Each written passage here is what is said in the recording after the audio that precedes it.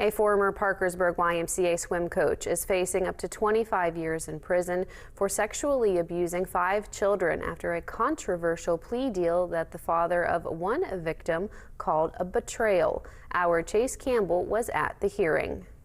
David Andrew Adams appeared in court Wednesday before Judge Jason Wharton to submit a plea of guilty pursuant to Kennedy v. Frazier for 5 counts of sexual abuse in the first degree against children ages 9 to 12. Under the Kennedy plea, also called an Alford plea, Adams asserts his innocence while accepting the sentence and admitting that there is sufficient evidence to make it likely a jury would convict him if the case went to trial. The prosecution argued that the plea deal spares the victims from having to testify during a trial and relive the trauma of the abuse Adams is accused of inflicting upon them. The state believes it is furthering the interest of justice by not subjecting them not only to a public trial, testifying about what happened to them, but also sparing them from being subjected to cross-examination, Your Honor. But family members of the victims, many of whom spoke during the hearing, made it clear that they don't find the deal satisfactory. Without a guilty plea, the families would like the opportunity of a trial to prove to our daughters the justice system works, and it is worth it to stand up for yourself and do what's right.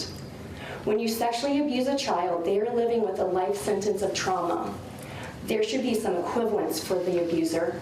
The prosecutor has failed us and betrayed our children with this plea. The comment was made that we weren't happy with any of it. Yeah, we weren't. We want a guilty plea. That's all my daughter has asked for, is for him to say that he is guilty and that he did these acts. The family members were adamant in their desire to see Adams either fully admit to being guilty or have his guilt proven in a trial. After the plea was accepted, Diana Wilson, the mother of one victim, said she felt defeated. I feel like justice has not been served for these young girls that were brave enough to stand up and tell their truths and tell what their abuser has done to them. So many people don't tell their stories because this is usually the outcome. The abuser is protected more so than the victims are ever protected in these situations. Adams faces 1 to 5 years in prison for each count of sexual abuse in the first degree, with the sentences served consecutively.